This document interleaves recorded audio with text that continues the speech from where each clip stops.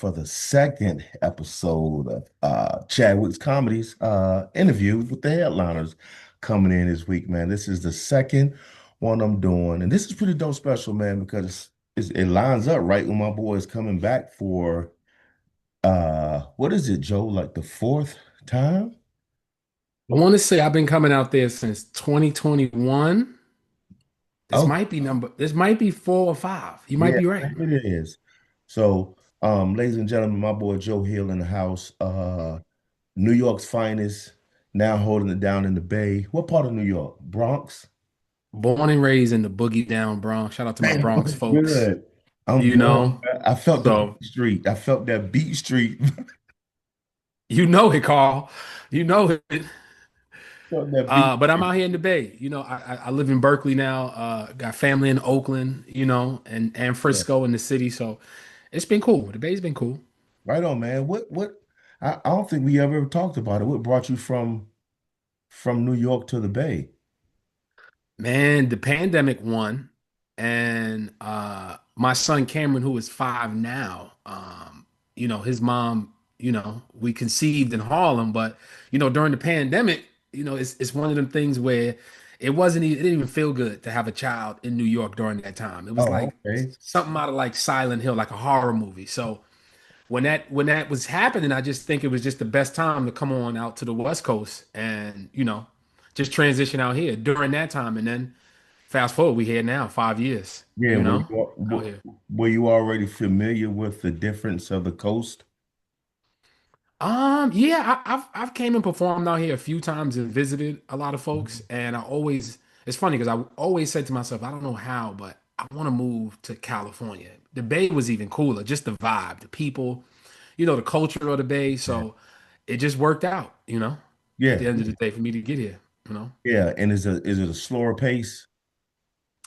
Um, I wouldn't say slower pace. You just got to know the spots to pick Yeah. to keep your speed, if that makes sense. Right. Yeah. Um, but the key was I came out here during like almost at like the middle of the pandemic, so everything was shut down. So in terms of comedy at that time, I was on the sidewalk with it when you couldn't even go inside, when the venues was bringing the drinks out to the sidewalk, Yeah. you know. So I Yeah. came in the bay at a time where everybody was kind of like the playing field was leveled. Yeah. So Yeah. when It sure. everything jumped back, I was like, oh, he's here. Nah, I've been here. Yeah. Well, that's dope, man. So like we said, this is gonna be so February the 6th and 7th, the joke gonna be in the house at Chadwick's Comedy. So Yes, sir. tell me what keeps you coming back to Chadwick's? It's the little things for me. It's obviously the show is great. You dope meeting you and connecting with you all these years and the connections, but having your face on the highway, coming from the Bronx and doing what we do in this journey, I feel like that right there is the moments where you be like, damn, I made it. In Yeah. that in its own right, because my face, and when I say that for those that don't know and those that do, Mhm. the big billboard outside of, Chadwick's, it never gets old seeing my face up there. And I think that's what I get excited for, to come back and see that. Because I know it's paying off.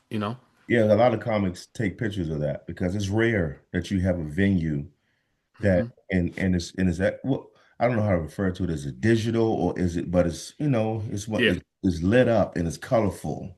Hmm. And so yeah, we've been doing that for years, man. And a lot of comics will pull up and see it and be like, oh wow. So at night Yeah. it pops a little more. So they wait at night, take a little photo of it. But yeah, man. So that's one of the great things that the marketing team had added years ago. And as you know, It's a nice touch. It's a nice touch. we went on 21 years, man. I feel like I want to, keep doing what we got to do to keep enhancing the scene. And Hmm. and also we got new owners and they're great. They're great. Yeah. Uh they're not familiar with stand up. So them purchasing the hotel and the venue tax, all these things, and so they're buying in because it's a payoff. You Hmm. know? Oh, 100%. Yeah, Chadwick's comedy does well. I mean, it's a great payoff. The people keep coming through. I mean, we sell out. They're eating, they're drinking, they're buying comics merch. So, it's such a great win-win for everybody. Because you know, man, Hmm. not too many hotels will even know the idea of putting on a show. You know what I mean? They wouldn't even know. So some of them, and a lot of them even surrounding me who have like some type of bar area where they could do, Hmm. word gets around, so Right. me thinking about doing that, but you ain't gonna pop off like Chadwick's, you know. Listen, when I first got up there, that first time I got up there, you connected to the hotel, like you said. So you walk right on through the lobby downstairs, right into the comedy club, the restaurant set up. And when I first got there, I'm assuming like everybody, oh, it's a nice little bar connected. There's probably like, like 20, 30 people. Nah, it's the opposite. Nah, It's comedy club. It's comedy that's club. And it. I watched it, when you had Paul on here last week, shout out to my guy Paul Conyers. He said, no, it's a legit club. I'm coming with that mindset. So yeah, and they be jammed, they be ready to laugh. You look at the landscape of what's around, Medford.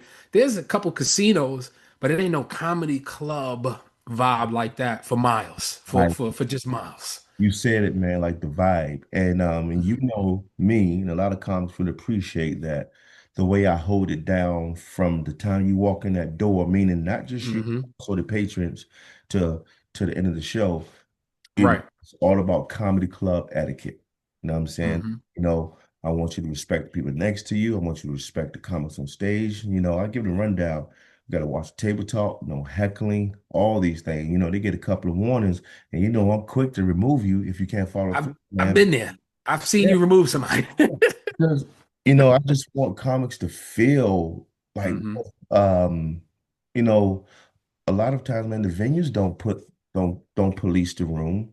They don't have No, anybody who takes initiative that has that, 100%. So me being a comic for as long as I've been and had experiences, it's only right for me to make sure that Right. look out for you guys and look out for the patients, man, because you got some people who I mean even hot comedy clubs, even like what we call A rooms, B rooms, C rooms, even those sometimes, man, you'll think like this is a legit like comedy club. Hey, you got and nobody's gonna stop this woman from ruining the show.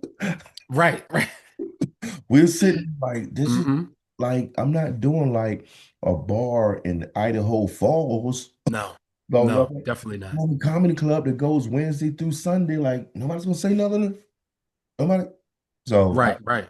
it wouldn't even feel right to me if I don't make sure Hmm. that that room is ran tight, that you guys are able to go over there and do what you do, man. And honestly, too, as a guy that drives from the Bay, I know some people may fly in or however they get.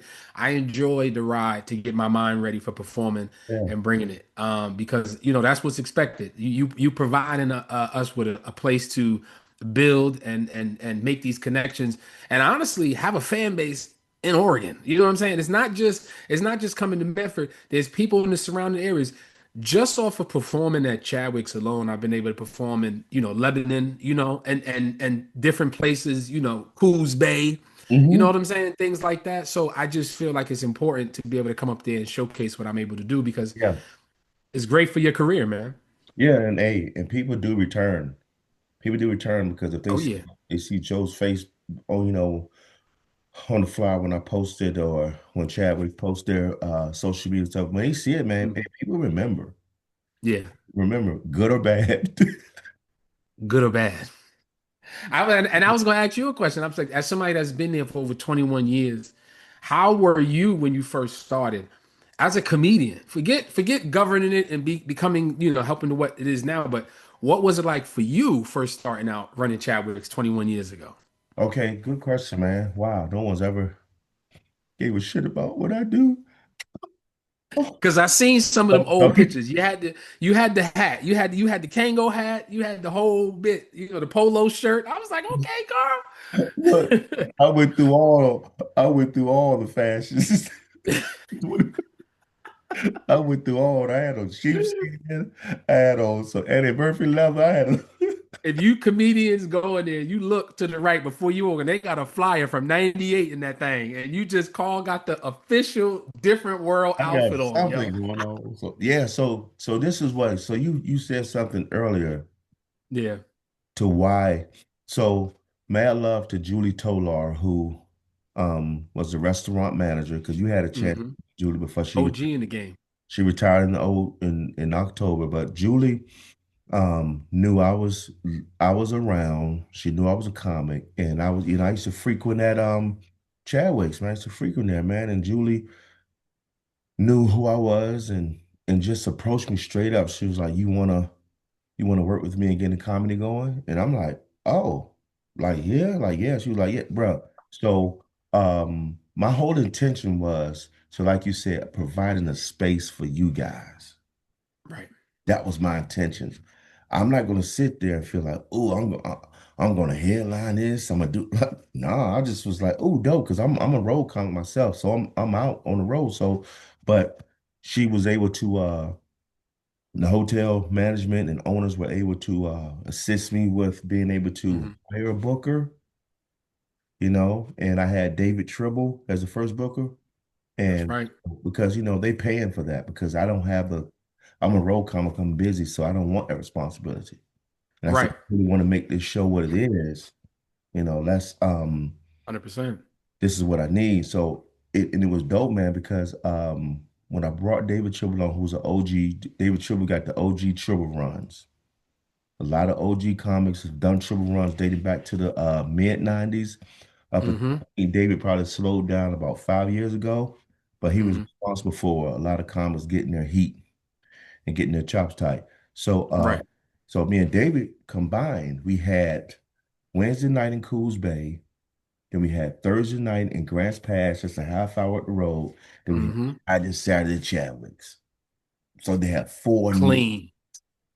clean. Yeah. So Clean right up. yeah, Hmm. so all it was to me, man, was making sure that we did this so the comics can have something like, and the show takes place in a hotel, like you said, you walk from your hotel through the lobby. So all that has been the world to me. And on top of that, I'm like, and we're going to give the people something.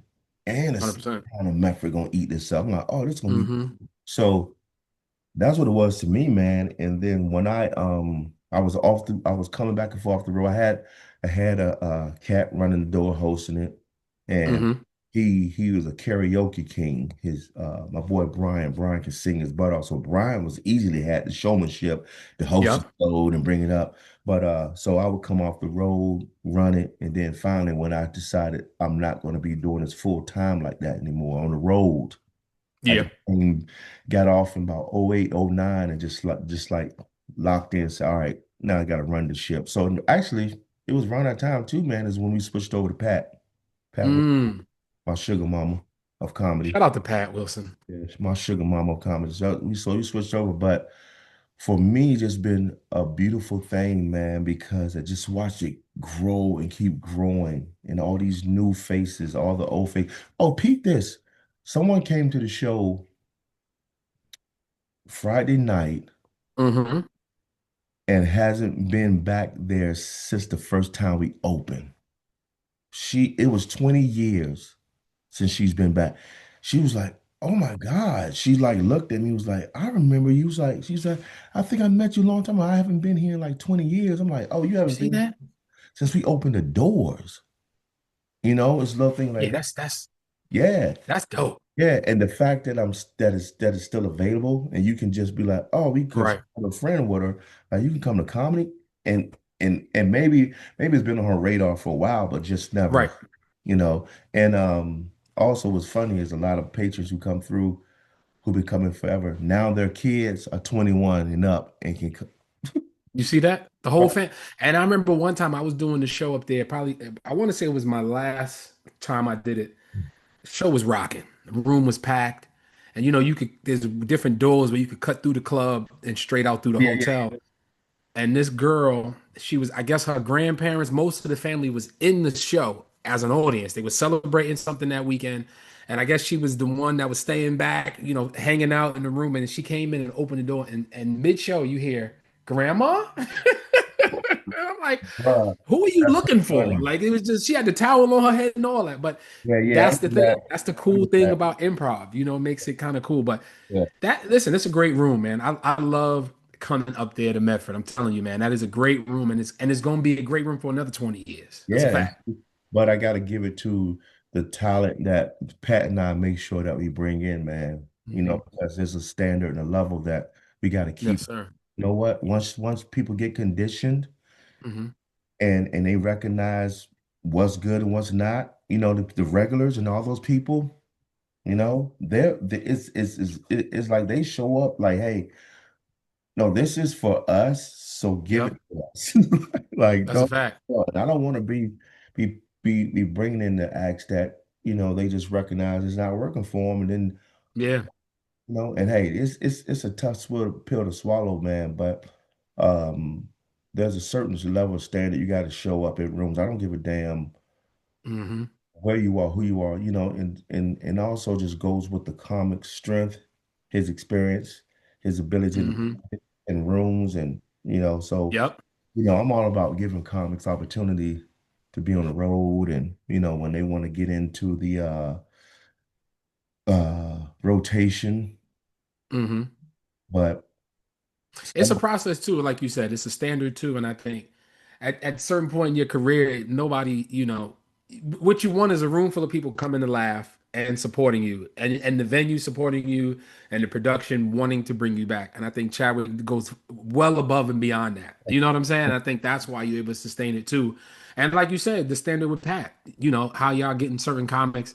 This doesn't fit, this room don't fit for everybody. it does. Like it's just, and it's okay. And I really appreciate her because I'm her eyes and ears. Hmm. I'm out there Hmm. in these streets, you know what I'm saying? I'm the dude on the block. Yeah, Pat, I'm on the block. Like, yeah.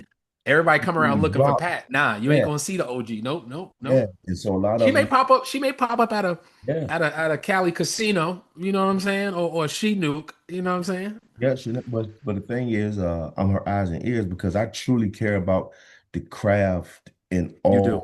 all that comes with being a pro Hmm. and giving a good show. Because it's just this comedy business, stand-up business, man, just beautiful to me, man. Like my wife just like had me in tears the other day, man, when she just recognized just my appreciation for Hmm. everybody in this business. She just pays attention to how it hits me, how it makes me feel, how I'm just Yeah. appreciative things, man. But I want to see people do well. But you know what? Check out if you got HBO, check out Bill Maher's Hmm. episode from last night. He had Nate Bargatze up there, and Nate was Mm. talking about what he's doing that we don't do anymore. The way we came up, nobody goes through the process of getting better. Yeah. Nobody Yep. starts from one person in the room to 10 to 50 to 100. Nobody starts the Yeah. process. It's just like, hey, social media, I'm popping. And I will say this about Medford when I first got introduced, to Pat and you, and that was at the time where, like I said, the pandemic was over and we were kind of opening up as a world. Hmm. So the audience sizes were getting bigger and bigger. And I always felt like you don't take nothing for granted. You know what I'm saying? How I was able to connect and come to Medford, to fast forward now when I'm doing the bigger clubs. You know what I'm saying? The bigger improvs, the bigger funny bones now. It's something about a Medford's though that I look forward to Yeah, when it's on my so calendar many people, man. every year. And I wish I could come twice, but you at least want to space it out once a year if you can. You know what I'm saying? Just to give, you don't want to oversaturate your set or just them. You want it to be like, oh, I see that date. I can't wait to go back up there. Yeah. I can't wait. And honestly, that's a lot of comics feel that way. A Mhm. lot of comics who have when they was first really breaking into that headliner spot, Chadwick was a spot, and then they grew on to be on Mhm. like Zoltan. You Yeah. look like Zoltan. Zoltan was a reggae there. Zoltan used to smash it. Exactly. Zoltan did he shot something. He did a show in Eugene, and he has footage on it that he talks about Medford. He talks about Chadwick's. Hmm. You know what Why I'm saying? not? Yeah, Show why that love. not? So I just was like, I reached out to him and said, man, I appreciate that. He said, no, man, thank you for the always just the good hospitality you always gave me, Yeah, man. man. Because see, look, I if you really want to be the next big star, you can. And Medford is a part of everybody's journey if you That's right. want to be. It ain't It's a nothing to fact. it's a beautiful part of the process if you want to grow. Yes, it is. Chapters that got I'm telling you, man, like we got who God, Gabriel Rutledge. Hmm. He was up there. Another dude always coming through, always let it come through Chadwick's, no matter how big and what he is. I just let Yeah. him go. And he'll he love just from the stages how I run it. That makes it Hmm. peace because if it ain't ran right, if it's not, I ain't messing with it, but they just know, oh, this is gonna be ran right. I can actually Hmm. come and do what I love to do. I can deliver. Right. I can I deliver. always wanted to ask you this as a comic that travels. One thing we love to do is eat. I'm tell you that right now. Mhm. And Chadwick's they do have breakfast, but where is that spot in Medford that's outside of the hotel that you can go to that's like top tier? Because I've had some issues. I'm always got to either eat at the hotel, but I'm Yeah. like, I know they got some good breakfast spot. Put me on. I'm coming this. Where is the best breakfast spot up there that's close to the spot? Oh, right down the street is Elmer's. Elmer, is that a diner? Yeah, yeah. You Why said am I just finding this out, Carl? Cause you I've been just coming asked, here. 'cause you just now asking, nigga. I didn't like you. I didn't know you like breakfast. I get up early. You see, I come meet you at the gym. I'm like, I need to get Yeah, me some. Listen, I'm 41 now. So this is how you got to think. I got to think about I got to plan ahead. you gonna bring a newspaper to breakfast before? But that's what it's about. It's about the journey, man. Yeah. The stage is the stage is gonna give me what it needs. But I always feel that's a gig, and this is what I'm saying, driving up there. It's Mm-hmm. so much perspective that my mind is happening. It's time with myself. Sometimes I'll come with somebody, or I've came in the past and traveled with other folks, but it's something about taking that drive. And by the time I get there, I'm ready to rock. Like I'm geared up. My brain is ready. I've been singing in the car. I've been I've been jamming. I Yeah. get to Medford. That first show, I'm coming in hot always. That Uh-huh. Friday, I am juiced up. So yeah, I'm excited this week to get back up there, man. For real. It's gonna be fun. We're picking up now because everybody's indoors officially. Hmm. It's indoor officially. Christmas is over, so people are back to just being able to do what they want to Is it do. snowing up there or is it still? No, no, sunshine, man. Let me see the weather right now. I It's mean, because it's beautiful up there. When it's that morning sun come up, you'd be like, "Ooh, 56. yeah, 56. that's about right now in the bay. It's about 60 down here." 56 and some sunshine, bro. Yeah. Yep. So it's gonna be beautiful. Yeah. But God, what else? So let me ask you this, man. I think it's very important for us to always to to process these things and think about it because it just helps us to be grateful, more appreciation, and just to recognize, our journey and Hmm. work that we put in and the things we've been able to attract. So Right. so tell me some highlights Oh, of your career, man, that you can look back and say, wow, I did that, man. And, and you're proud of yourself because, everybody going to have something. And the cool thing about it, every cat that I do this with, they're going to all have something different. That just tells you how big hmm. the game is that we all going to have something different and say like, oh, wow, what was my highlight? Because no highlights will be the same. I got a few. Some quick ones though. Coming from New York City, there's a lot of meccas to perform in. You got the Yeah. Comic Strip, you got Broadway Comedy Club. I mean, these are staples that have been around. That the greats that are no longer with us, with the Richard Pryors, the George Carlins, the Gotham City comedy, the Gotham comedy clubs. But like Caroline's was man, that was special. Just from knowing that that's the place where it was the mecca of Times Square. This is before it closed. Shout out to my guy Ralph Anthony for Mhm. putting me on that show, I'll be and who's around. another good dude who's on the grind. But you'd be surprised where opportunity to come from is somebody you least expect. You know what I'm saying? I've been in New York all my life, and I've known a lot of people that perform there, but he came out of nowhere and was headline and said, "Yo, I think you deserve an opportunity to be on this stage." Yeah, And man. that moment was for me. I was like, I always wanted to perform at Caroline's, but the fact that it was presented like that, like I thought of you, you deserve it. That was powerful to me. That was to this day, Ralph. If you see this, homie, I always appreciate you for that. And working with some of the people that how they say don't meet your idols.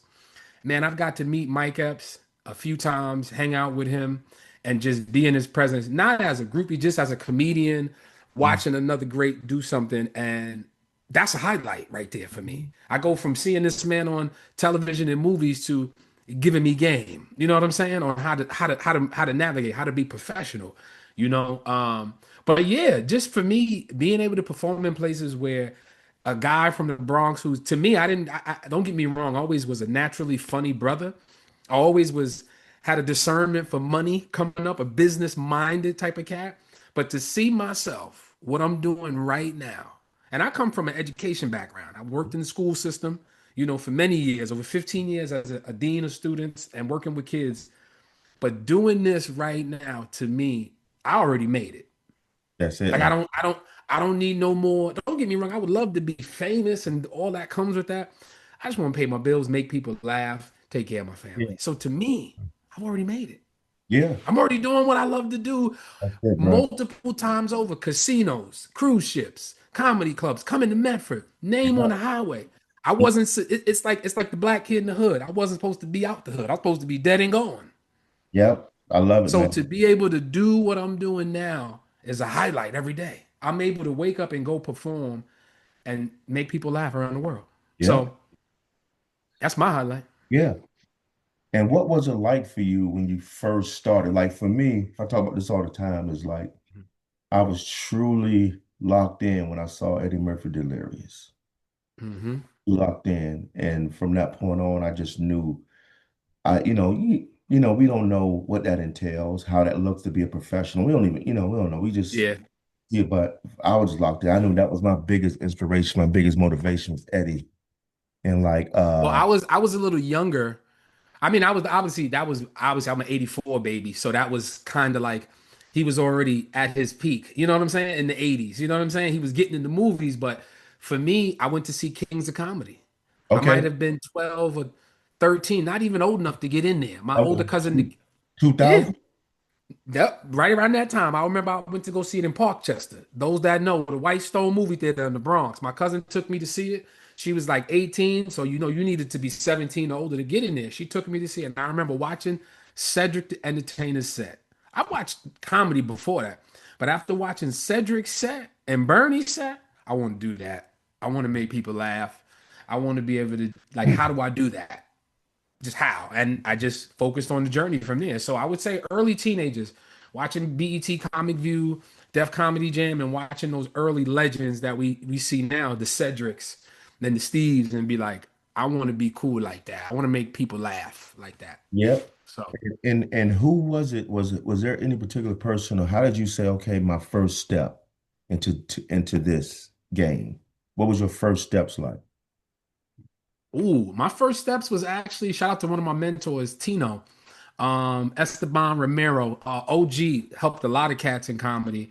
Um, I literally, when I was working in the board of ed, I said, listen, I want to do this comedy thing, but I already have a base of people that I already work with. I already have a large, like just people in general that rock with me in New York. So I said, let me just host some comedy shows and in the process of hosting and booking people, you find a love for that, and then you start writing more. And then fast forward, that's really what it is. So it wasn't really one person, but if it was, it would be my guy Tino from New York, who used to like show me what it is on how to be a comedian, how to write. You know what I'm saying? What a callback is, what a Yep. misdirection is. You know what I'm saying? What is a punchline? So from that and hosting, I learned how to become what I am today. Okay. You say from where? From what? Hosting? From hosting. Y'all hear that? I was Hosting. hosting my own productions, be honest.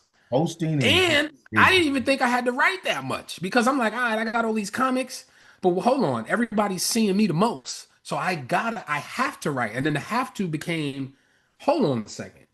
I'm just as funny too. I know I'm funny. I just need to put the knowledge and the time into just being a student of this and learning, listening, just listening more so than anything, listening to the OGs in the game. that's it. And then you start to perform with people and you start to act. And from there, it was the rest was history. Every episode, I'm gonna say this because I know we're gonna always have these moments. That's another Mhm. comedy 101 education that you Yes, just sir. Yeah. and we've been very fortunate. And my thing is if anybody wants to be guided and wants to be shown Mhm. and wants to be pulled up, I got you, but it's rare Same here. because a lot of them don't have that to refer to the way we did because the game Right. has changed so much. I mean, game has Right. changed so much. So, but you just said to me, you just said a whole lot about the game, like the OGs, like you respecting their advice, you respecting what they Hmm.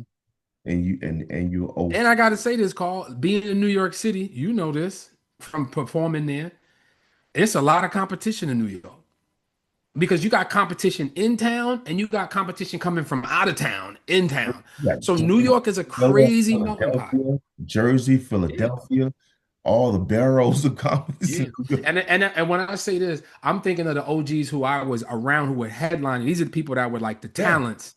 Smokey Suarez, Kenny Williams, who's still doing it.